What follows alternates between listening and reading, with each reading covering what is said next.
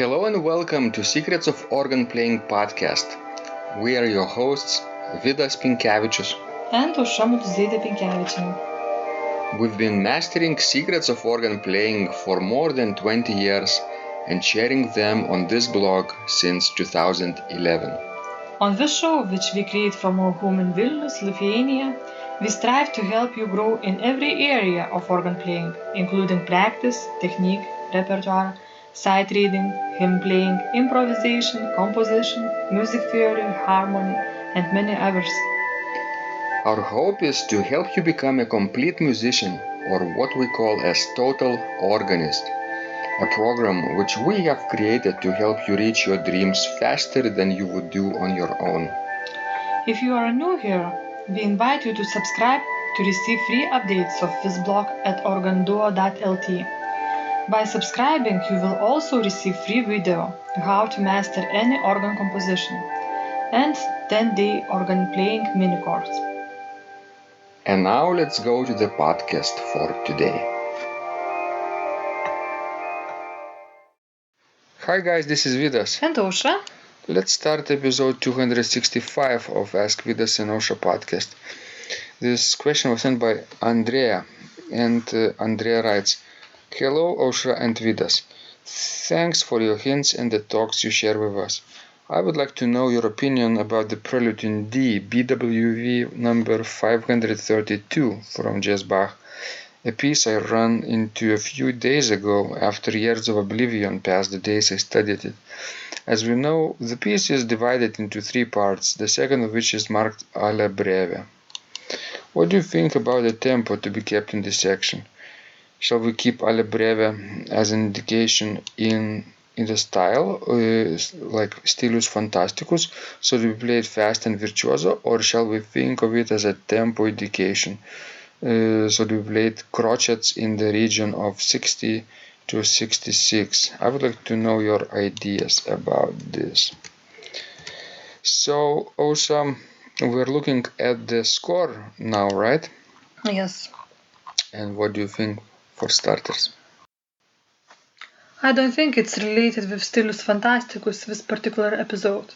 I think that the previous one was more in the Stylus Phantasticus style, and I think that in this particular spot, Alla breve means that at the beginning of this prelude we had the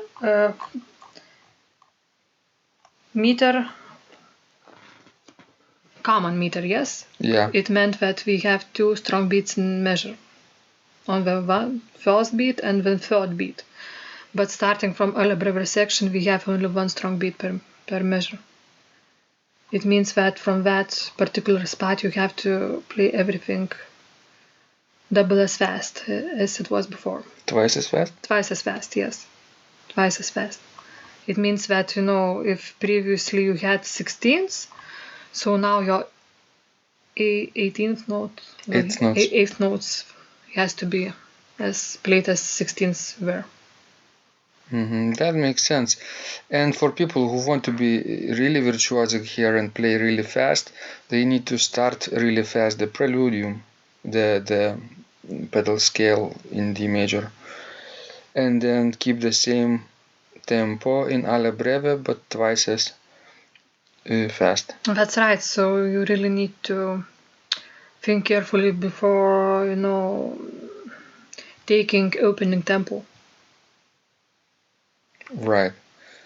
Those tempo relationships are very important in Baroque music, right, Ausra? Because in sectional pieces, if we play separate episodes in variety of tempi, then what happens? Well, the piece might lose the unity. Because it lacks unity anyway, and we need to keep at least something unified. So one of the elements is tempo. That's right, and I think this is the question that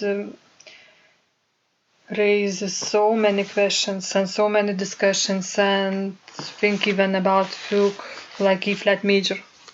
Yes, from the third part of clavier. Übung by J.S. Bach. I have heard so many discussions about that, how to put all those three fugues together in terms of the right tempo, what the relationship between fugues should be. But obviously this is the style of Bach, which is still young Bach. So you have that northern German feeling in it. Like Buxtehude, you mean? That's right, like Buxtehude. This is directly related to Buxtehude's style too. Probably he picked up this writing when he went to Lübeck. Yes, I guess so. On foot. Yes. How many miles? Well, many miles. 250? Somewhere. Like 450 kilometers, I think. On foot. No wonder his trip lasted longer than he expected. That he even lost his job. Yeah, his church officials weren't particularly pleased that the main organist of Arnstadt church had left for the holidays for Christmas the church to the substitute. That's right. Mm-hmm. But anyway, this piece, with Preludium and Fugue in D major, it's a very exciting piece. Especially Preludium. Right. Not particularly easy to play in general this cycle, Preludium and Fugue. What are some of the difficult spots here? Well, I remember myself playing this piece, and I remember that I often messed up right at the beginning. Pedal scale, you mean? Yes, I don't know, it gave me such a nerve. Did you play with toes only or with heels only? No, I played with toes only. I see. Because I worked on this piece when I studied with Dr. Pamela Reuter-Finstre at Eastern Michigan University. She would not allow me to use heels. Thanks for her.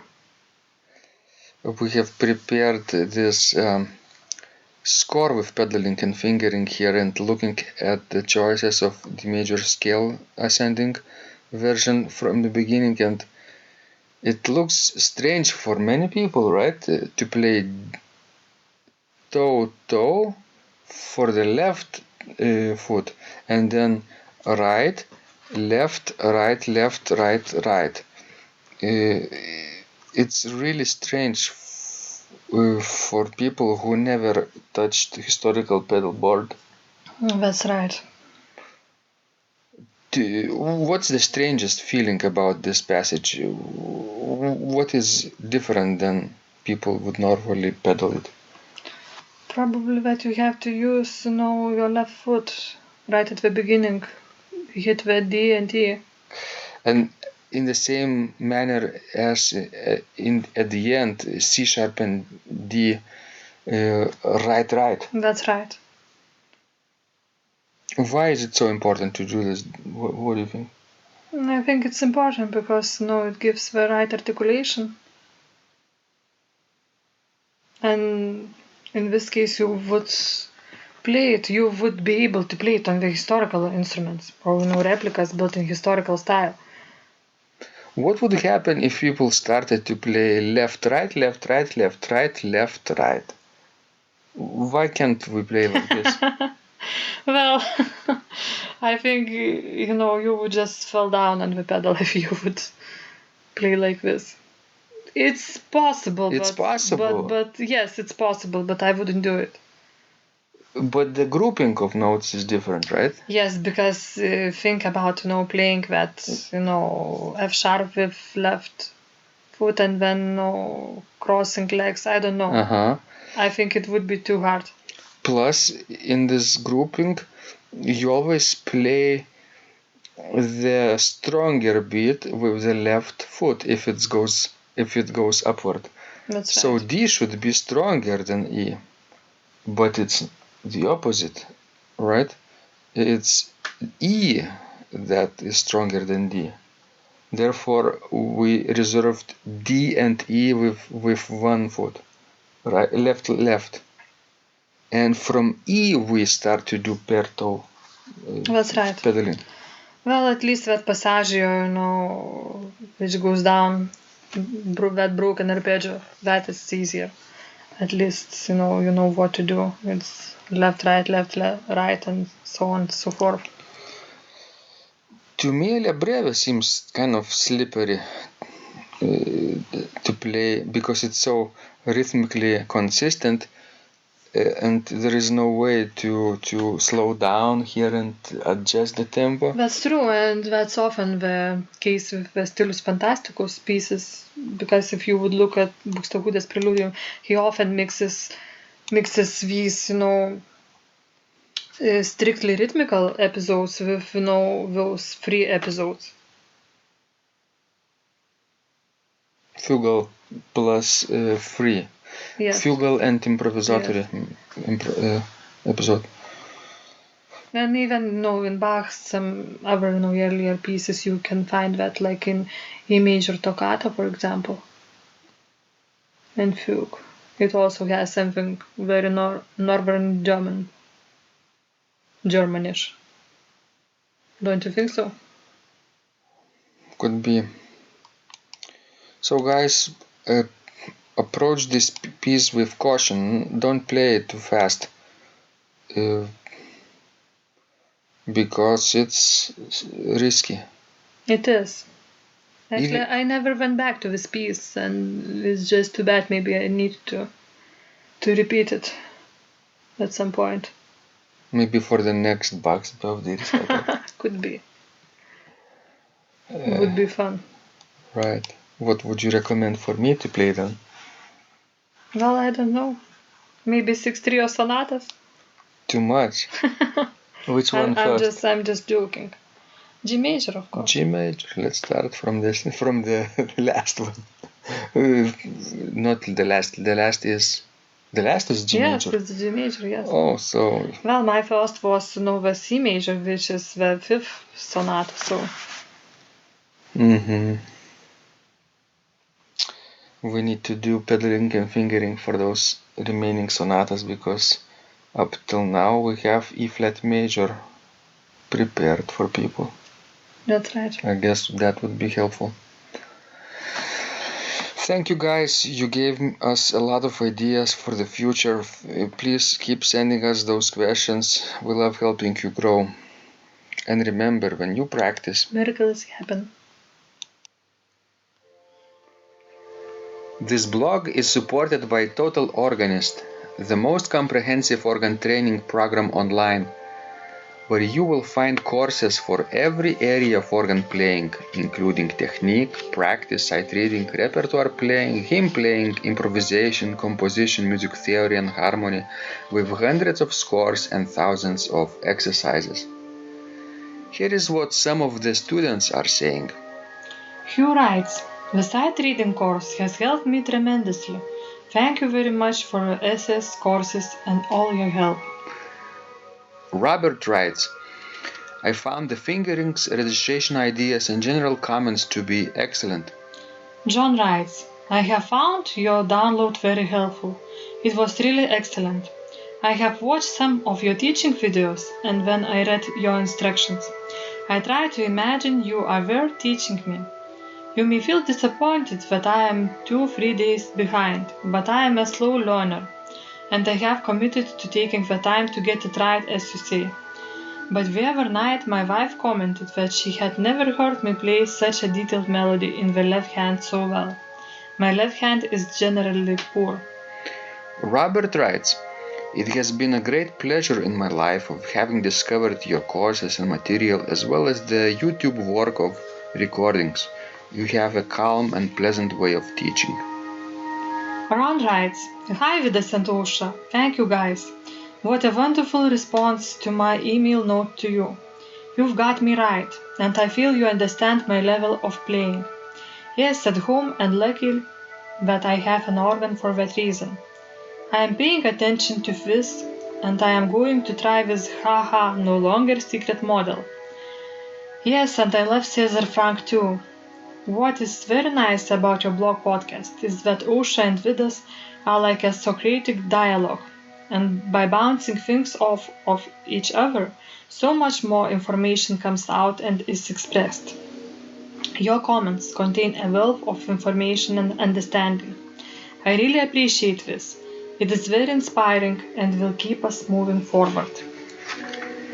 Would you like to receive the same or even better results that our students are getting? If so, join them at organduo.lt/total-organist. And of course, you will get the first month free too. You can cancel anytime. Also, if you haven't yet subscribed to receive free updates of this blog, make sure you do that at organduo.lt. By subscribing, you will also receive free video, how to master any organ composition and 10-day organ playing mini course. This was Vidas. And Ausra from Secrets of Organ Playing. And remember, when you practice, miracles happen.